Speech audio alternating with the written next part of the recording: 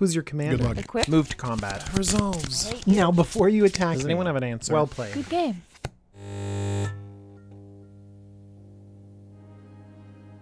Hello everyone, my name is DJ, this is the Jumbo Commander YouTube channel, and Commander Legends is awesome. Let's talk about all the white cards in the set. Let's jump right in and talk about big old Chroma Vision of Xadore. 5 white for a 6/6 legendary creature angel. It's got flying, first strike, vigilance, trample, and partner. Okay, this is one of the many partner pairs that we have in here. So many different combinations now. Okay, but this has a Chroma, has a big pump effect. At the beginning of each combat until end of turn, each other creature you control gets +1/+1 if it has flying, +1/+1 if it has first strike, and so on for double strike, death touch, haste, hexproof, indestructible, lifelink, menace, protection, reach, trample, vigilance, and partner. I love how they threw in partner there too. So you know that a Chroma's getting flying, first strike, vigilance, trample, partner, +5/+5 when it attacks. That is huge. It's also going to be pumping your partner, not to mention all of the other creatures they have in this deck, because hopefully there's a lot of keywords in here. I'm imagining sort of a keyword tribal deck that uses Odric the Monarch as its sort of lieutenant, allowing a lot of keywords to go everywhere, maybe some equipment to grant some keywords too. But a Chroma kind of sits like this big anthem in your command zone. And so everyone worries about what's on the board. They're like, all right, I guess, you know, what's he got on the board? All right, if he plays a Chroma, then DJ's gonna just pump his team by +3/+3 there, +4/+4 there, +5, and it becomes crazy. You know, so you have this crazy anthem that everyone has to respect, and a Chroma's just really great at smashing on her own. Just a really fun card. It's slow, but I think that it's really fun. All right, let's talk about a Chroma's Will. 3 and a white for an instant. Choose one. If you control a commander as you cast the spell, you may choose both. Creatures you control gain flying, vigilance, and double strike until end of turn. Wow, that's a lot of damage coming in that's evasive. Very cool. And then the other one is creatures you control gain lifelink, indestructible, and protection from all colors until end of turn. Wow, that seems pretty defensive too. So I like a Chroma's Will. I actually like it a lot. You can choose which way you want to take it. And I think that that's where we need to go with some of these different effects. For example, white usually needs to commit a lot of things to the battlefield. Right? It stinks, I know. And so we rely on things like Unbreakable Formation or, you know, Teferi's Protection, these protection spells, you know, to make sure that our board isn't destroyed by, I don't know, board wipe or something else. So we need these cards to be able to secure our investment of creatures on the battlefield for these creature-based strategies. I love Unbreakable Formation, by the way, because it lets you protect your creatures, but if you need to, you can make this aggressive. Put a +1/+1 counter on your whole team, give them this great anthem, give them vigilance and indestructible for that big swing in. But now, a Chroma's Will does that even better. You know, if you're giving your creatures indestructible and protection, they're not going to be able to be blocked. You know, it's protection from all colors. No one's going to be able to touch these creatures. So you're assured damage in. And if your commander's on the battlefield, double strike is a huge, it's doubling the damage of what you have on the battlefield. You know, getting all of this together is really dangerous. And your opponents have to respect a Chroma's Will. Now, the one thing that I don't like is that Unbreakable Formation, holding this up feels bad because you're keeping up 3 mana all the time just to protect your board. Imagine if you're keeping up 4 mana instead. It's just exhausting, okay? I often wish for like a Boros Charm to just keep up 2 mana to protect my board. But a Chroma's Will, like, you know, you might be in those situations where you feel like you have to hold up 4 mana, but I'm pretty sure you can top deck this sometime later in the game and cast it and win. So I'm a pretty big fan of this, even though it might not be the best in every scenario.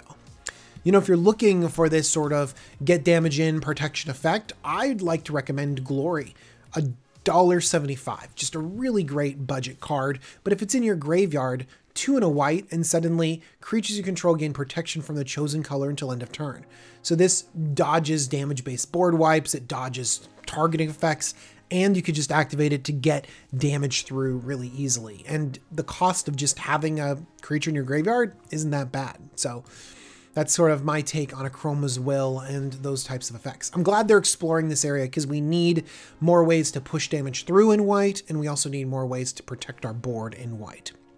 Let's talk about Alaharu, Solemn Ritualist. 4 and a white for a 3/3 legendary human monk. When it enters the battlefield, get to put a +1/+1 counter on each of up to 2 other target creatures. Dislike that it says others, but okay. Whenever a non-token creature you control with a +1/+1 counter on it dies, create a 1/1 white spirit creature token with flying. All right, this also has partner, so that's good. Partner is flexibility, and you can't talk down flexibility that much. There are going to be a lot of uncommon partners that are underwhelming, and I think this is one of them too. We recently got Kaegs Lieutenant, which I actually like a lot. And if you compare the rate, 4 mana for a 3/4, it can put the counter on itself. If things with +1/+1 counters on it die, you get 2/2 knights. That seems really solid. And it also has vigilance and protection from multicolored. Like, let's just compare those stats. 5 mana instead of 4, 3/3 instead of 3/4, has to put the counter somewhere else. You do get an extra counter with this one, so that's fine. And then you get spirits instead of 2/2 knights, not to mention the vigilance and the multicolored protection there. It just really feels like this is not a good, just not a good comparison. In fact, we do have other cards that can generate spirits without +1/+1 counters, and they're not seeing tons and tons of play. Here's Requiem Angel for you. A 6 mana 5/5 flyer, only 50 cents. And whenever a non-spirit dies, you just get a 1/1 spirit. And it's not seeing a ton of play. It's pretty clunky. And so we're going to see how this Ritualist is going to feel clunky in the command zone as well. Let's keep going. Let's talk about one of my favorite cards and one of my favorite mechanics. It's Archon of the Coronation. Archon of the Coronation is 4 white for a 5/5 flying Archon. When it enters the battlefield, you become the Monarch. One of the best mechanics in Commander. As long as you're the Monarch, damage doesn't cause you to lose life. So why is the Monarch so good? Well, I feel like Commander rewards certain types of strategies. It rewards you getting lands on the battlefield and sort of ramping into big things and having big card draw that lets you sort of refill your hand and go over the top of your opponents.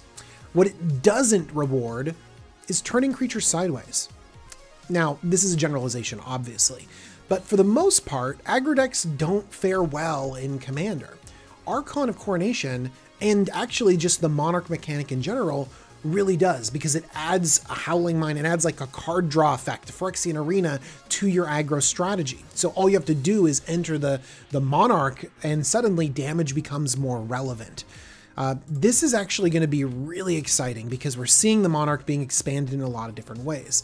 You can see that white got 2 new cards added and some reprints when it comes to the Monarch, and we're going to see a ton more Monarch cards in this set. I'm super excited about it.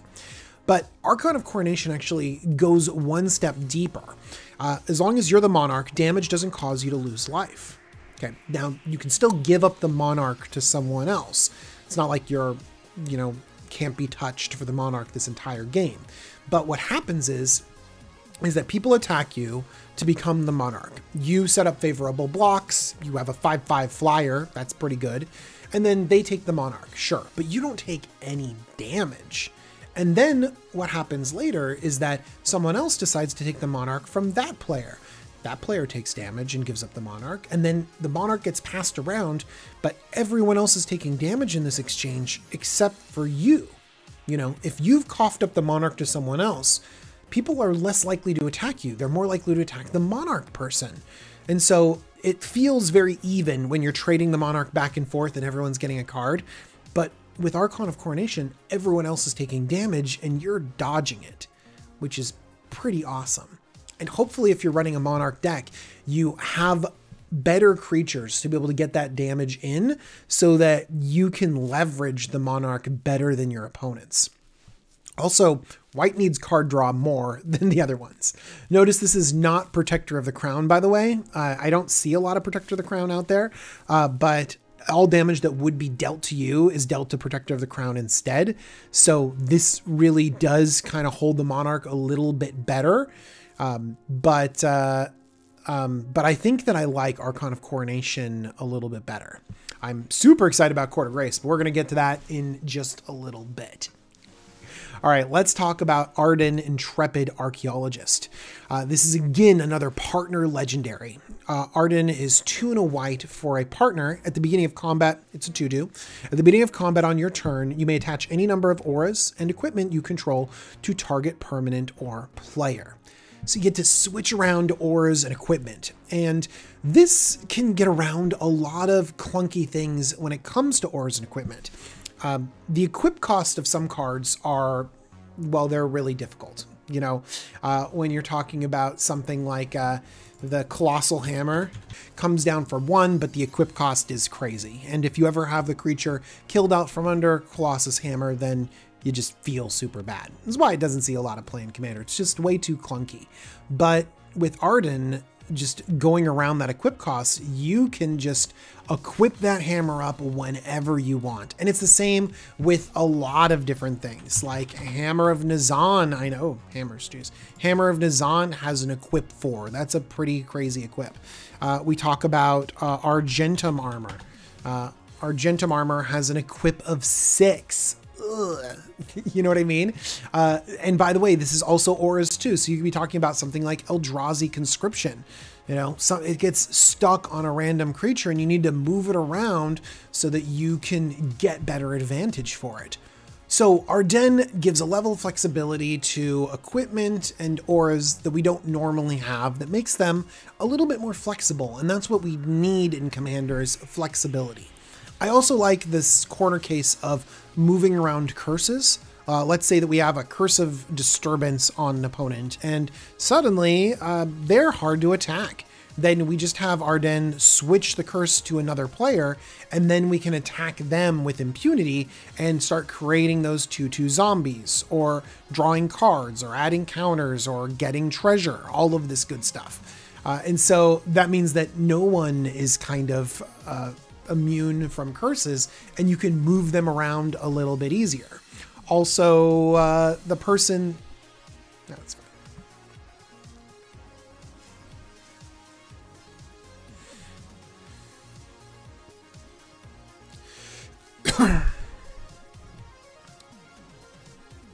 Let's talk about Armored Sky Hunter. 3 and a white for a 3/3 Flying Cat Knight. When it attacks, look at the top 6 cards of your library. You can put an aura or equipment card from among them onto the battlefield. If an equipment is put onto the battlefield this way, you may attach it to a creature you control. Put the rest of those cards in the bottom of your library in a random order. Didn't I just mention like Argentum Armor and Eldrazi Conscription about moving around these big clunky equipments? Cheating them into play and attaching them is great too. So we can see that Armored Sky Hunter is going to fit in really well. In fact, I've seen a lot of decks that really lean into these effects, like Balan Wandering Knight. I've seen Balan be able to just suck up all the equipment and do tons of damage. In fact, one of my favorite cards to just end games has been Heavenly Blademaster. This 6 mana double striking flying 3/6 just sucks up all the auras and equipment onto it and then anthems your whole team based on how many auras and equipment are attached to Heavenly Blademaster. This card is awesome and it just destroys your opponent. And so I like the idea of cheating things into play and attaching them for free and getting all of this value. And Armored Sky Hunter, it digs 6 deep. I really think it's going to be able to grab something a lot of the time if you have a saturation of these equipments or auras into your deck. It's just a really solid card, and I think that you're going to find room for it in a lot of different decks for sure. One thing that stinks though is that it's when it attacks, so you lose out on that Annihilator trigger. Oh, sad face. Okay, shout out to Austere Command. It's a great board wipe. We pay a little bit more for flexibility, but Commander demands flexibility. Let's talk about Court of Grace. I've already explained why the Monarch mechanic is amazing. Thumbs up, it's amazing. Now, let's find out how this enchantment kind of leverages it. The beginning of your upkeep, create a 1/1 white spirit creature token with flying. So what would we pay for just that? You know, we draw a card and we get a 1/1 every turn. I think that 4 is totally fine because we've seen this at 3 mana with like Sacred Mesa and Mobilization. We've seen it at 2 mana with Dawn of Hope, and all of those situations have required an activation. We don't just always get the 1/1. So I feel like this is pretty fair, just right off the bat. It's no Bitter Blossom. We don't always want, you know, just 1/1 spirits, but it's okay, right? And then we add in the fact that if we're the Monarch, we're creating 4/4 white angel creature tokens with flying instead. Oh, that's so good. I love that these have flying because it really lets you get the Monarch back easier. You know, so you chump with one of the spirits, you chump something else, you keep the Monarch, you get a 4/4, maybe you give it up later, but then you have the ability to get it back. Oh man, Court of Grace is so good, and I love this cycle. This is a cycle of enchantments that have the Monarch enter the battlefield, and it is so strong. I'm a big fan. All right, let's move on to Kaegs Lieutenant. This is 2 and a white for a 1/1 flying bird soldier creature. And whenever Kaegs Lieutenant attacks, attacking creatures with flying get +1/+1 until end of turn.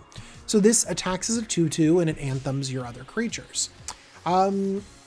This is not that great of an effect. In fact, we've seen cards like this before, and they haven't really seen a lot of play. If we're talking about a card like Soltari Champion, it has evasion like flying, shadow. No one's gonna be able to block that. It's a 2/2 for 3. You know, Kaegs Lieutenant attacks as a 2/2. And when it attacks other creatures, get +1/+1. This is not some like crazy windmill slam in your go wide decks. So why would Kaegs Lieutenant make it? Well, it's that Encore. Encore could be so good. For 6 mana, we can suddenly have 3 of these enter the battlefield. When you attack with them, they're pumping everything +3/+3. You're at least attacking with 3 4/4s in like out of nowhere. And your whole flying team is getting this crazy overrun effect from your graveyard. That is a big effect. And I think that Encore is a very powerful effect that we should be keeping our eyes on. All right, Keeper of the Accord was spoiled early. It's 3 and a white for a 3/4 human soldier at the beginning of each opponent's end step. If that player controls 4 more creatures than you, create a 1/1 white soldier creature token. So if you get a couple tokens because your opponent is, you know, dropped an Avenger of Zendikar, that's cool, okay? At the beginning of each opponent's end step, if that player controls more lands than you, you may search your library for a basic Plains card and put it onto the battlefield tapped, then shuffle your library. Yes, so this is the kind of catch-up mechanic I think white really needs to distinguish itself and keep up in Commander.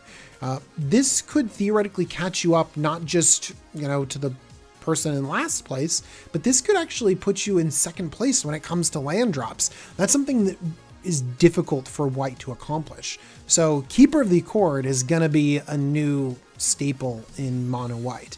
I don't see any reason why we wouldn't find every single situation to be able to ramp lands up multiple times up to our opponents.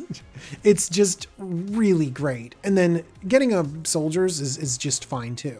Just to put it into perspective, like I play Core Cartographer, and this is just a one-off 4 mana, one-off planes on the battlefield, and I am grateful for it. Not to mention, like, just compare it to this Keeper of the Accord. It's crazy. All right. Keleth, Sunmain Familiar. It's a partnered horse. Whenever a commander you control attacks, put a +1/+1 counter on it. So it automatically attacks as a 2/2. That's fine. Honestly, I'm not going to worry about this unless I have a Princess Twilight Sparkle deck, because I need all of the horses possible in here, or like a crested, if you have like a crested Sunmare deck, where you want your horses to have indestructible, then the Sunmain Familiar, thumbs up, man. All right. But let's go move on. Let's talk about Kinsbale Courier. Just a little bit of a shout out. Encore is powerful, and this has a really cheap Encore effect. So I wouldn't be surprised if budget decks or even decks that kind of wanted to flex this Encore mechanic would pick up everything with Encore, because it's surprisingly good. Let's talk about Livio, Oathsworn Sentinel. A 2-mana 2/2, again with partner. It's a human knight. And for 1 and a white, choose another target creature. Its controller may exile it with an Aegis counter on it. Notice it says may. So this isn't like a 1 and a white exile your thing. They can choose not to have it exiled. And you're like, I'm going to exile your commander. And they're just like, no. Okay, so you're probably going to be doing this to your own creatures.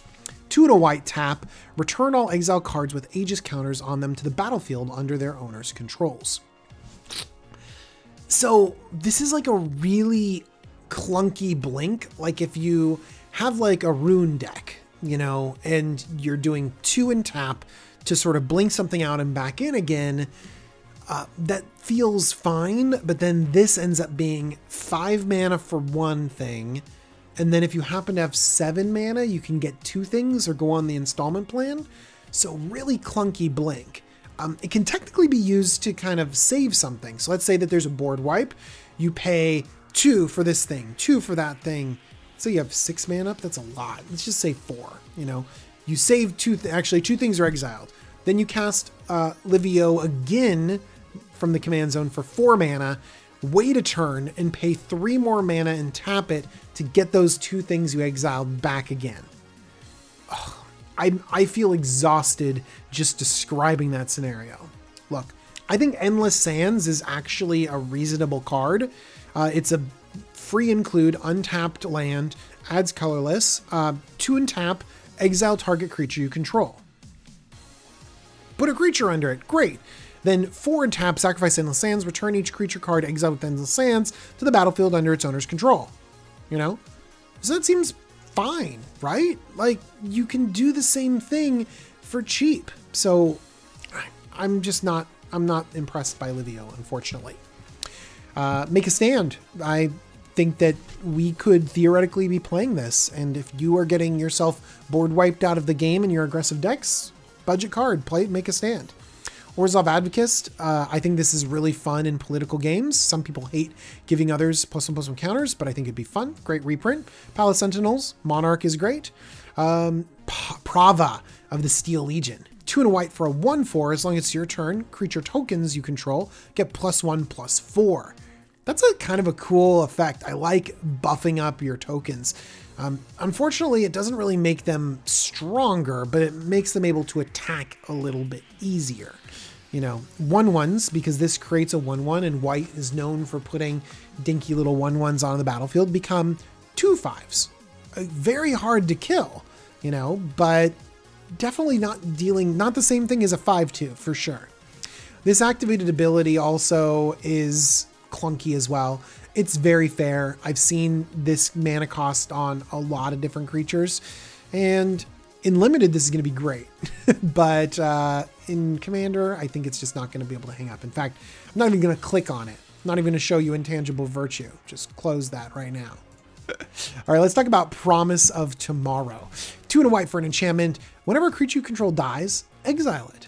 At the beginning of each end step, if you control no creatures, sacrifice Promise for Tomorrow and return all cards exiled it with it to the battlefield under your control.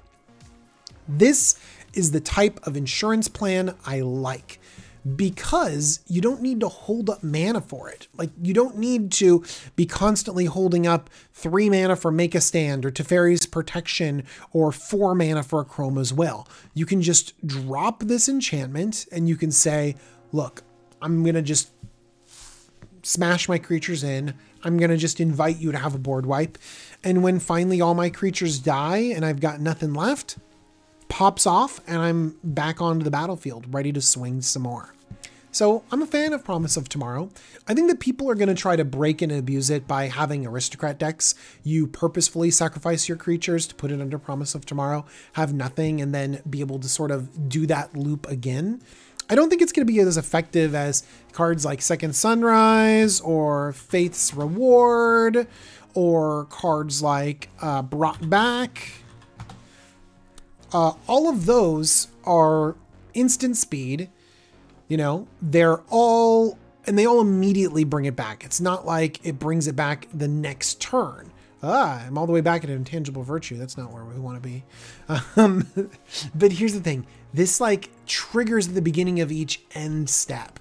And so sometimes that prevents the loop from going off even more. Listen, you're going to know if you want it. So hopefully this card makes it into a lot of decks and is used fairly, you know, to be able to rebuild your board after a board wipe. And hopefully you can abuse it and do some unfair stuff as well, because I love myself an Aristocrats deck. Okay, Radiant Seer Archangel, 7 CMC for a partner. It's a 6/4 flyer.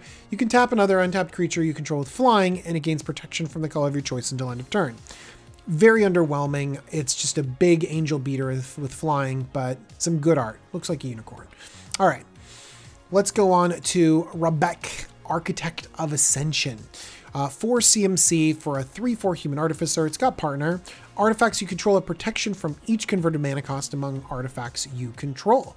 So theoretically, you could have protection from, you know, 0 CMC, 1 CMC, 3 CMC. Like, a lot of our mana rocks will essentially give us protection from a lot of the most efficient removal spells out there. So it almost feels like a Padim with giving everything hexproof.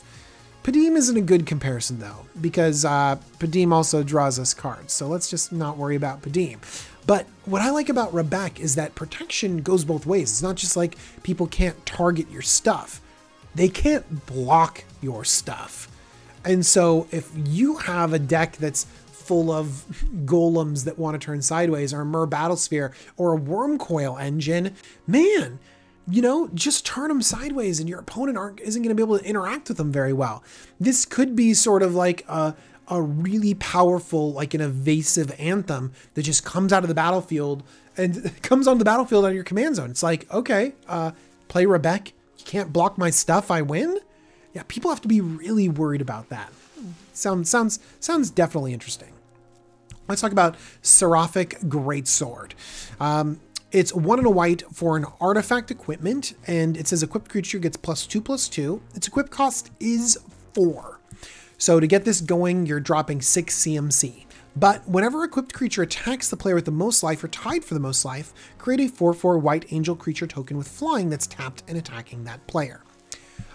We've seen equipments that create angels before. We have Moon Silver Spear in existence.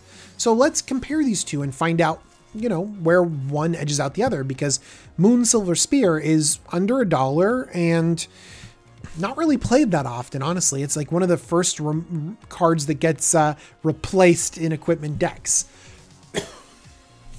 All right, Seraphic Greatsword comes down at 2 and equips for 4. So that's immediately way better than 4 and equip for 4.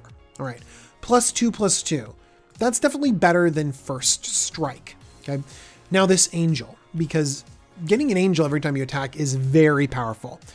You do have to jump through a hoop with Seraphic Greatsword. You have to attack the player with the most life or tied for the most life, or else you're not getting an angel. And this one just automatically gives you an angel. Okay. So I think Seraphic Greatsword ends up edging out the Moon Silver Spear by a lot, because it really synergizes with decks that want to do damage and want to attack really well. So coming down earlier and being able to be equipped earlier is better for attacking someone faster. So Seraphic Greatsword gets that. Okay. Power and toughness, specifically power when you want to beat down, is important. So Seraphic Greatsword gets that as well.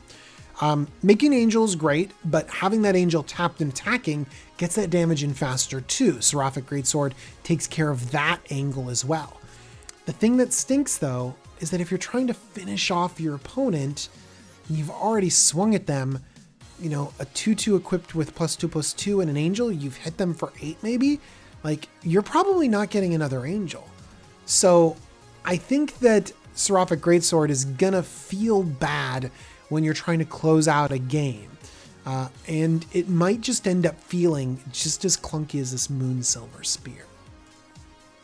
All right, let's talk about Slash the Ranks. I'm excited about Slash the Ranks for Cube, because I love things that interact with Planeswalkers, because Planeswalkers can sometimes take over a game. So a Planeswalker board wipe is chef's kiss. In fact, in your play group, you might be looking for a Planeswalker board wipe really, really badly. Here's the thing though. Destroy all creatures and Planeswalkers except for commanders. So if you're playing this as a way to wipe everything except for your own commander, then this could be pretty good. But imagine playing a board wipe that doesn't answer the one card you know your opponents have in their hand, in their command zone. It's right there. Sometimes it's the thing they've built their entire deck around, and your board wipe doesn't even answer it.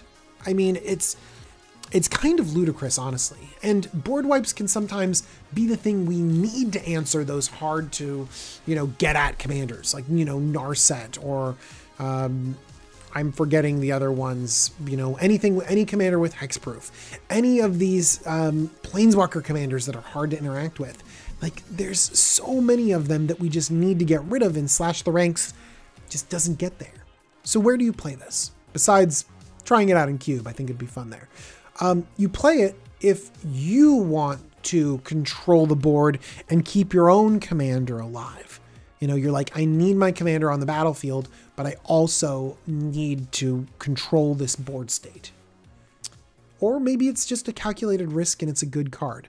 But I think that Slash the Ranks is going to underperform in your commander decks. All right. Soul of Eternity. I'm so excited about this. It's 5 white for a star avatar. Its power and toughness are equal to your life total. So this is basically Seraphic Avatar. Seraphic Avatar is also 7 mana, star. This can't even get into your graveyard because they were afraid of how powerful this would be when reanimated. But hang on. Soul of Eternity loves being in the graveyard because you can pop it out of the graveyard for 9 mana, sending these big creatures rumbling into your opponents. Listen, these things can be chump blocked so easily, but I love it when there's these big effects, I don't know if this is good, but I think that Tristani probably really likes this. Just imagine, first off, sometimes these decks have huge life total swings in it, but just imagine having a token enter the battlefield and gaining your life again, and then gaining your life again for the next token, and gaining your life again for the next token. And then suddenly all these creatures are truly huge. And then you have tokens that you can populate. You can mess around with those tokens. There's lots of sneaky things that you can do with them. Oh man. Maybe, you know what? This could be good. I've also found out, I wasn't even thinking about this, but I remembered one of my first decks was a Brian Stoutarm deck. And I had, Seraphic Avatar in it because I was like, I want to just fling my whole life at them. So wouldn't this go in a Brian Stoutarm deck? I mean, come on, it's got lifelink, and so your life total could be really high, and then you just chuck this thing at someone, you encore it back. Listen, we're talking prime Dirtle magic here.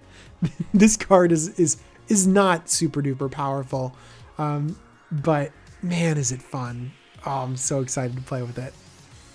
All right. We're talking about big splashy plays. I talked about this encore for 9 mana like it was nothing. Let's talk about Triumphant Reckoning, also costing 9 mana. Is this good for anything besides being revealed off of Soren's ability? Okay. It says return all artifact, enchantment, and planeswalker cards from your graveyard to the battlefield. That's a big effect, don't get me wrong. But at 9 mana, I don't even know. This thing is going to rot in your hand so often. It's very difficult to get up to 9 mana in Commander. It's much different than getting up to something like 6 or 7. Replenish. Undoubtedly powerful. $100? I know it's on the reserved list, but $100, this has me feeling awfully sad. Because this is just a fun card. But Replenish cheats on mana like crazy. Can dump things in the yard, get it back again, do stuff with it. Triumphant Reckoning is 9 mana. Even cards like Open the Vaults, nope, that's not going to work. Apparently it did work. Break open. Open the Vaults. This gets everyone's stuff back, but it gets your artifacts and enchantments back on the battlefield. 6 mana. Okay. Again, this is not a card that people love playing with, probably because it hits everyone's stuff, but also might not be worth it. How about an effect like Rise of the Dark Realms? From the Dark Realms? Rise of the Dark Realms. This is a 9 mana sorcery. you get all creatures from all graveyards onto your side of the battlefield. This does see play, and it does feel like a fun effect. Look at it also carrying a $15 price tag, showing us that it is an effect that Commander players really want. I think that hitting everyone's graveyard and hitting something as powerful as creatures makes this still not great, but really fun to play. I think that Triumphant Reckoning is coming up short. All right. I hope everyone enjoyed this set review of White. We're going to be doing a lot more of these. In fact, we're probably going to be doing 6 more of them. Imagine that. But before we go, I want to call out the card I'm the most excited about, the best card in White, the best art, and the cutest art on here. So the card that I'm most excited about has got to be Court of Grace. The return of Monarch is amazing, and I have an enchantment deck that makes tokens too, so I'm excited about Court of Grace a lot. Probably the best card from this review is going to be Keeper of the Accord. Anything in White that can keep pace with the Commander format, getting lands on the battlefield is going to be really, really solid, and I think that that's going to be really important. Let's talk about the best art. The best art has got to be, you know what, I was going to go with Promise of Tomorrow, but you know what, Seb McKinnon is just getting way too much credit right now for his amazing artwork. So instead, I'm going to take it over here to Soul of Eternity. I like that look of it. It looks very epic. I'm a big, big fan. All right, and cutest card, not going to be Trusty Pack Beast. We're going to go for these kitty cats on a Chromas Will. Look at these cats that we're riding in the battle. Oh my gosh, I want a battle cat. They're adorable. Gosh, love those kitty cats. All right, everyone. Thank you so much for watching this video. Thank you for all the support that I've been getting on Twitter, and I love all y'all so much. I want to thank Cool Stuff Inc. They're the sponsor of the Jumbo Commander YouTube channel. Pick up your singles from Commander Legends from Cool Stuff Inc. There'll be a coupon code in the description of this video. I want to thank my patrons. They are so amazing too. Thank you, everyone. And stay tuned for more Commander content. Bye-bye, everyone.